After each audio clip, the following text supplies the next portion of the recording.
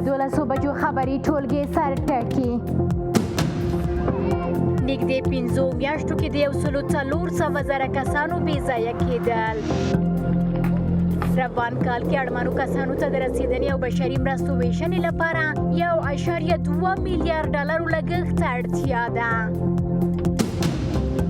د جګړې ډګرونو کې د ځواکونو پر تمویل او تجهیز د ولسمشر غني ټینګار. دغه راز پینټاګون د افغانستان امنیتي او دفاعي ځواکونو مالي او تجهیزاتي مرستې ته ژمنتیا څرګندوي. د کرونا خطر بابیزه ګڼلو سره د اختر لمانځل. په هیواد کې د کرونا وایروس خپرېدا ډېروالي سره هممهاله خلک د دغه وایروس ګواښ بابیزه ګڼلو سره اختر لمانځي.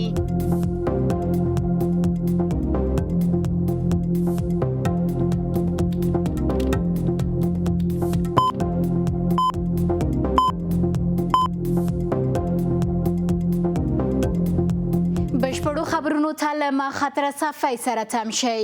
ولسمشر غني وایي د بهرنیو ځواکونو له وتلو وروسته د جګړې په ډګرونو کې د ځواکونو تمویل، تجهیز او د ټولو اسانتیاو برابرول د افغانستان دولت مسؤلیت دی.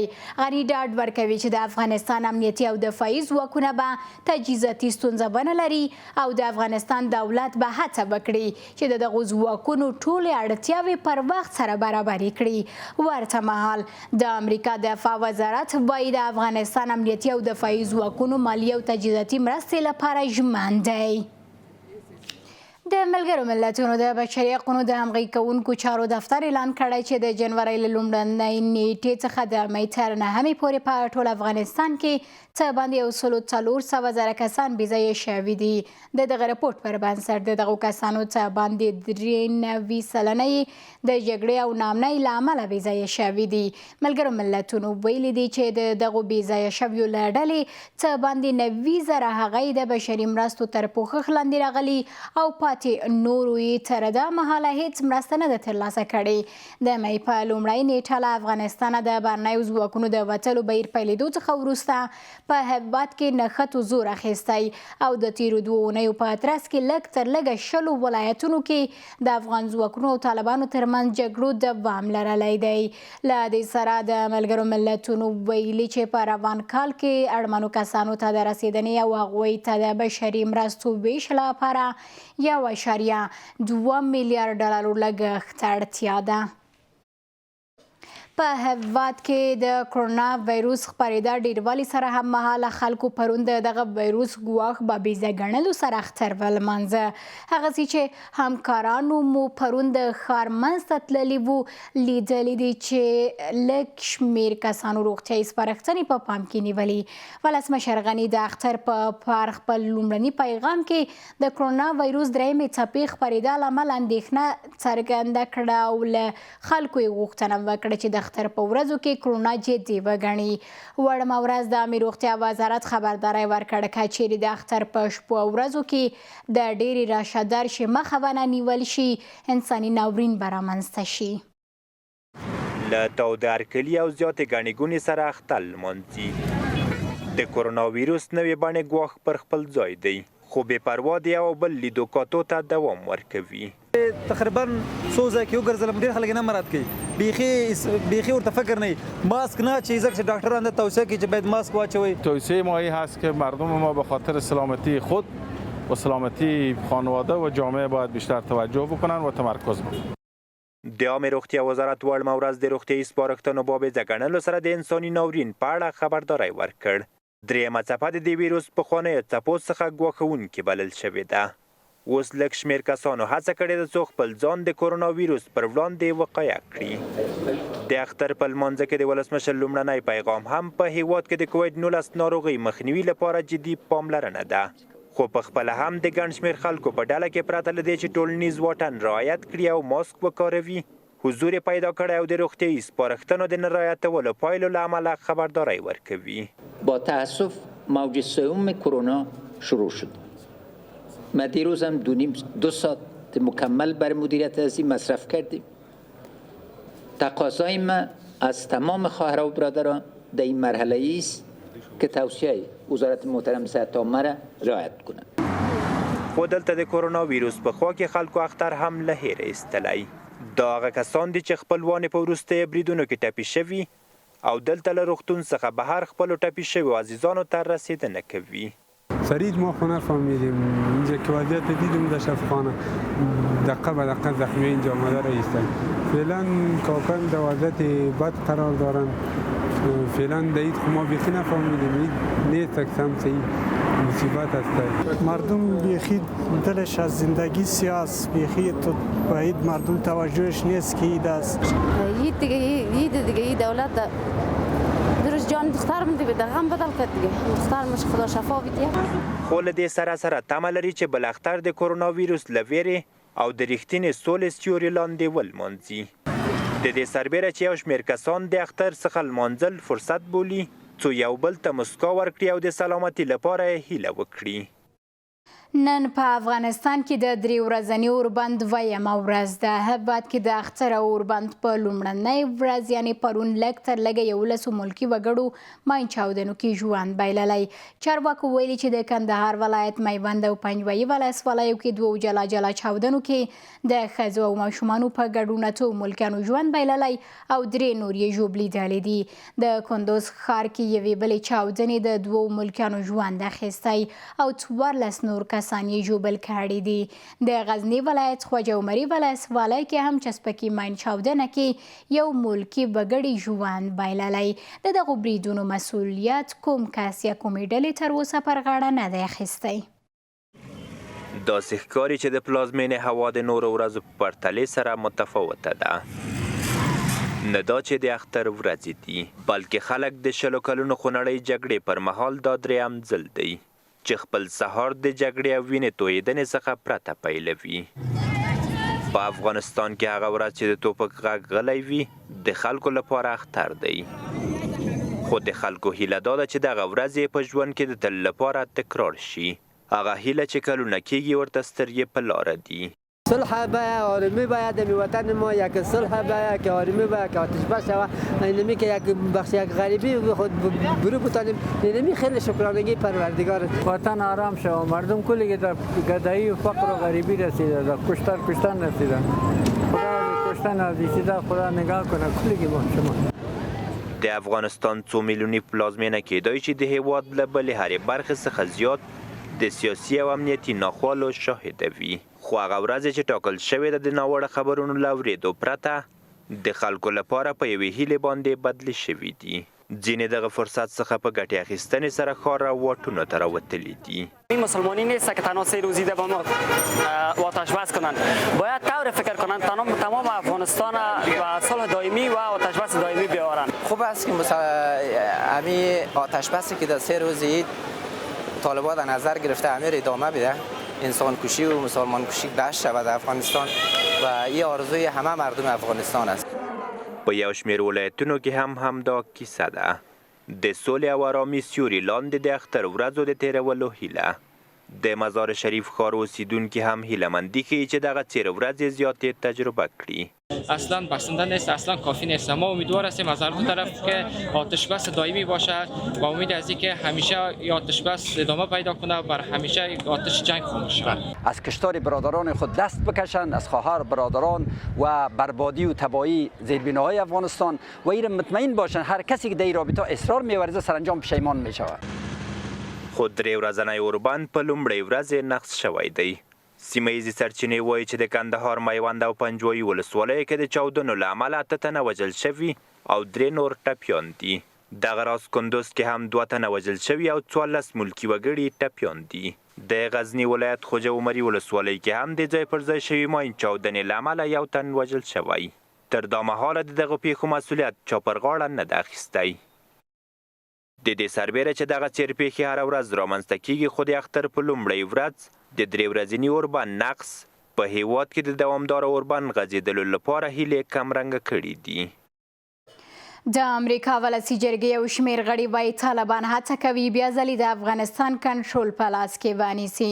د امریکا ولسی جرګې دفاعي کمیټې غړي خبرداری ورکوي چې له افغانستانه د امریکایي ځواکونو وتلو سره دغه هېواد به بیا ځلې د ترهګرو په خوندي ځای بدل شي. ورته مهال په افغانستان کې د بهرنیو ځواکونو پخوانی قماندان ډیوډ پیټرایوس وایي واشنګټن به له افغانستان څخه د خپلو ځواکونو د وتلو پریکړې څخه پښیمانه شي. خو پینټاګون وایي د افغانستان امنیتي او دفاعي ځواکونو څخه ملاتړ او سیمې هیوادونو همکاري سره به دغه هیواد کې هر ډول ګواښ ته ځواب ورکړي. له افغانستان نه د امریکایي پوځیانو د وتلو بهیر له پیلېدو څخه 2 اونۍ وروسته د واشنګټن دغه جنجالي او مهمې پریکړې پایلې له امله اندېښنې هم پر خپل ځای دي. د امریکا استازو جرګې دفاعي کمیټې په دې تړاو باندې ناسته ترسره کړې ده. امریکایي قانون جوړونکي په یو غږ سره له افغانستان نه د دې هېواد د ځواکونو وتلو په اړه د جو بایدن ادارې له پریکړې څخه اندېښنه څرګنده کړې ده. ویلي دي طالبان د بریا په فکر کې دي او ترهګرۍ پر ضد ځواکونو اډې څخه د کوربتوب په اړه د افغانستان ګاونډیو سره هم هیڅ هوکړه له افغانستانه د دې ځواکونو وتلو څخه وروسته شتون نه لري. د امریکا استازو جرګې دفاعي کمیټې غړي ویلي چې نه باید دا کار ترسره شي. تېروتنه ونه کړئ. طالبان جنګیږي څو د افغانستان کنټرول بیا ځلې په لاس کې ونیسي. کله چې هغوی په دې کار کې بریالي شول څه ضمانت شتون لري چې دغه هیواد بیا ځلې د نړیوالو ترهګرو په امن ځای باندې نه بدلیږي. موږ پوهیږو چې القاعده او نورې ترهګرې ډلې په افغانستان کې حضور لري او له طالبانو سره هم ډیره نږدې اړیکه کې دي. اوسنۍ پریکړې ته په پام سره د دې کمیټې هرغړی پوهیږي چې په بیړې سره له افغانستانه زموږ د ځواکونو وتلو سره موږ به بیا ځلي افغانستان ته ستانه شو. په دې اړه د تاسو خپرونه څه ده؟ آیا ټولې زیربناوې او امکانات ستنوي؟ آیا په دې اړه مو فکر کړی دی؟ یو دغه امریکایي قانون جوړونکي د تیرو 20 کلونو لاسته راوړنو له یاد ډلې د ښځو حقوقو د ترلاسه تللو له امله هم اندېښنه څرګنده کړې ده. افغانستان څخه زموږ د ځواکونو وتلو سره به د دغه هېواد د ښځو برخلیک څنګه وي؟ ښځې به څه ډول په افغانستان کې خوندي پاتې شي؟ نوموړي ویلي په افغانستان کې د ترهګرۍ پر وړاندې جګړه پای ته نه ده رسېدلې بلکې امریکا غواړي په افغانستان کې خپل حضور ته پای ورکړي. هغه پریکړه چې د پیټرایوس پر خبره واشنګټن به ترې پښیمانه شي. زما لیدلوری دا دی کله چې پخوا ته نظر واچوو له افغانستان څخه د ځواکونو وتلو په اړه پریکړې څخه پښیمانه کیږو. هغه څه چې د همګړۍ رامنځته کیږي او هغه څه چې په پام کې دي رامنځته شي دا دی چې طالبان د زیاتو سیمو کنټرول په خپل اختیار کې راولي. هغه هم داسې مهال چې زموږ حضور کموالی مومي او د افغانستان امنیتي ځواکونه هم د کمزوري کېدو په حال کې دي. خو پینټاګن وايي واشنګټن له افغانستان څخه د ترهګرۍ ګواښونو له منځه تللو لپاره د سیمو هیوادونو یا د ډلې منځني ختیځ او خلیج هیوادونو کې د ترهګرۍ پر وړاندې د مبارزې ځواکونو لپاره د اډې جوړولو په حال کې دی. هغه کار چې د هیواد په افغانستان کې د ترهګرۍ ځپلو په برخه کې بریالی کړی دی.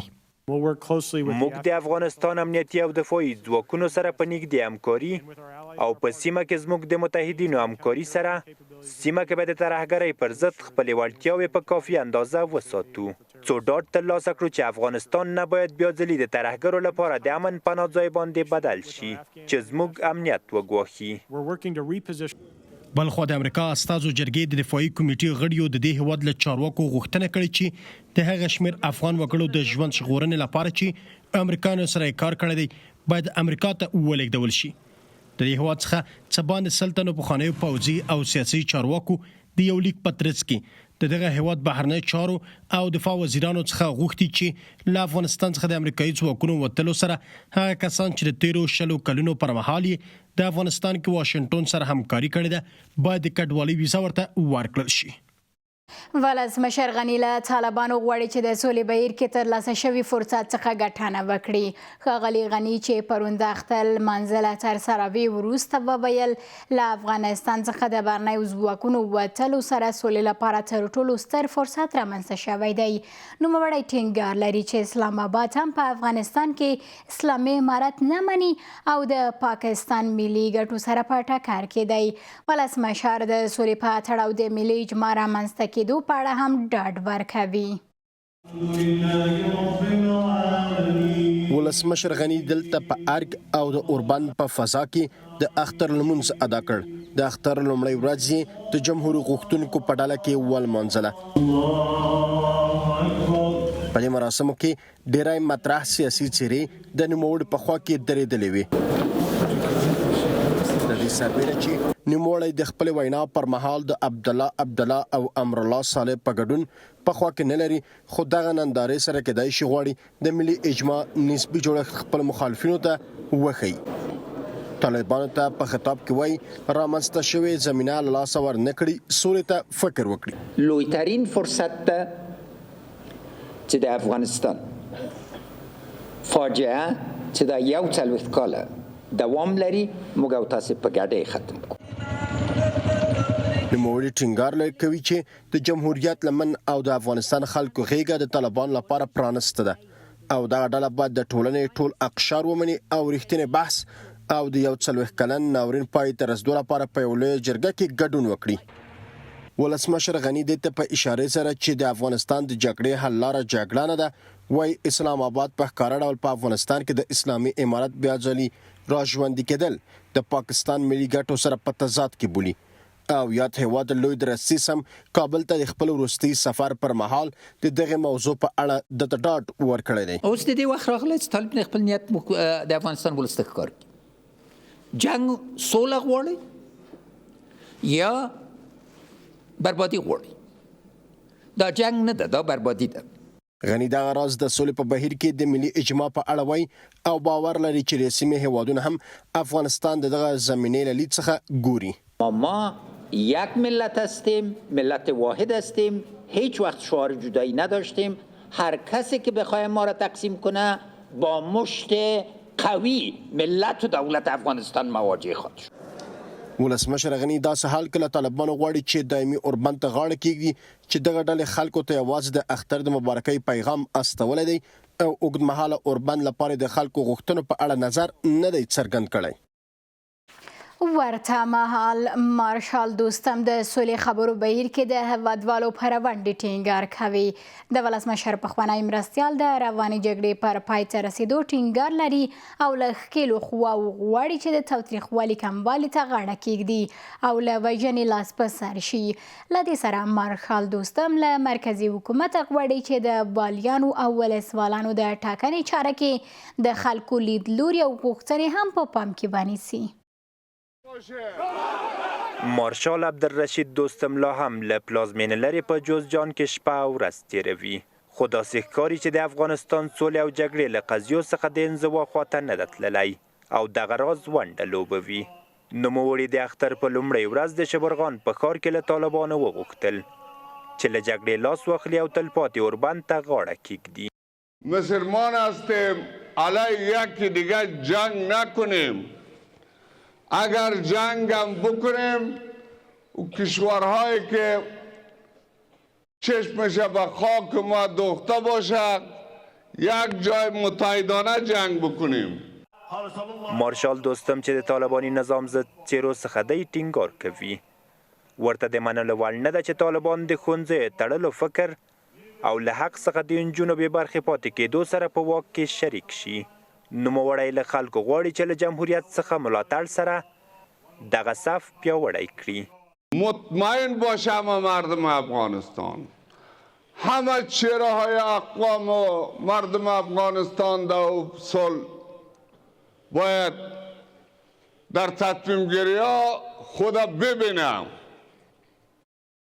همه ما مطمئن شویم، حمایت میکنیم. دائما گفتیم این سیاست نیست، این گپ دل ماست. څه موده وړاندې مرکزي حکومت د فاریاب ولایت والي نقیب الله فایق له دندې ګوښه کړ هغه کس چې مارشال دوستم ته له نږدې څیرو څخه و. دا کار په ښکاره د مارشال دوستم د خوښې خلاف و، ځکه چې نوموړی وایي حکومت د والیانو او ولسوالانو کار په ټاکلو کې د خلکو غوښتنو ته هم پاملرنه وکړي. خودشان اینقدر قدر داره دیتر شرایط از بیشتر از 100,000 پریابی شهید داره. حق نداره خودشان وکیل داره، سناتور داره، با اونا مشوره شوه یک والی را تعیین کنه رئیس جمهور. د وروستیو څو میاشتو پر مهال مارشال دوستم د سولې خبرو بهیر پیاوړتیا او دغه راز د بهیر څخه د بهرني ملاتړ جلبولو په پار د ترکیې له ولسمشر او د یاد هیواد بهرنیو چارو وزیر او دغه راز په ازبکستان کې د افغانستان سولې لپاره د امریکا ځانګړي استازي زلمی خلیلزاد سره هم ولیدل. عطا محمد نور طالبانو ته خبرداری ورکوي که چیرې د خلکو له وژنې لاس په سر نشي او جګړې ته دوام ورکړي، ملي راټولېدنې سره امنیتي ځواکونو ترڅنګ درېږي او دغې ډلې ته غاښ ماتوونکی ځواب ورکوي. ښاغلی نور دغه راز د امریکایي او ناټو ځواکونو وتلو څخه وروسته د افغانستان وضعیت ښه والي ته هیله مند دی او ټینګه لري چې باید هېواد کې د واک جزیرو څخه مخنیوی وکړي. هممهاله د اسلامي ګوند شوراګانو مشر جمعه خان همدرد وایي که چیرې طالبانو سره د سولې خبرې پایله ورنکړي، افغانستان د قومي او کور په کور جګړې په لمنه کې لویږي. د هیواد په شمال مزار شریف ښار کې د اختر المنځ مراسم، هغه ځای چې سیمه ییز چارواکي او سیاسي څیرې د سولې ټینګښت باندې ټینګار کوي.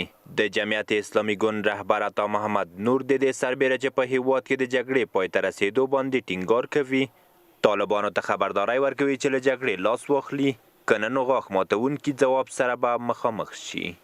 اگر نیروها و رهبری طالبان برای جنگ تاکید بکنند و اگر اینها برای صلح نه بگویند، بهانه بگیرند، بهانه‌ای که خارجی ها بود خلاص شد، بهانه جهاد خلاص شد، برای برادرکشی اگر دوام دادن، اونجاست که بسیج ملی میتونه که با قوت در کنار قوای مسلح افغانستان زیر چتر نظام و یک نظم واحد جواب کوبینه و دندان شکن بدن. نور دغه راز د بهرنیو ځواکونو وتلو څخه وروسته د افغانستان وضعیت ښه والي له امله خوشبین دی او وایي چې باید په هیواد کې د واک جزیرو څخه مخنیوی وشي. طرفدار ایجاد جزیره های قدرت نیستیم، ما طرفدار ملوک طایفی نیستیم که نتیجهش بی‌نظمی، فرار از چتر قانون و اذیت مردم و تمامی نظم و نظام به پوسیدگی ببره. بلخوا د اسلامي ګوند د اسلامي شوراګانو مشر جمعه خان همدرد د سولې خبرو بهیر څخه په ملاتړ سره خبرداری ورکوي که چیرې له رامنځته شوي فرصت څخه د سولې ټینګښت لپاره ګټه پورته نشي، افغانستان به د کور په کور جګړې شاهد واوسي. که خدای مکړه دا اشتباه وکړه او دې توافق ته ونه رسېدل او دا ملک دوباره جنگ ته لاړو، تاسې یقین وکړئ چې دا بدترین جنگ به همدا وي. له دې سره بلخ کې سیمه ییز چارواکي د جګړې له ښکېلو خوا وغواړي چې په هیواد کې د تلپاتې اوربند لپاره زمینه برابره کړي. نتیجه اول صلح توقف برادرکشی است و نتیجه دوم صلح پیشرفت اقتصادی است.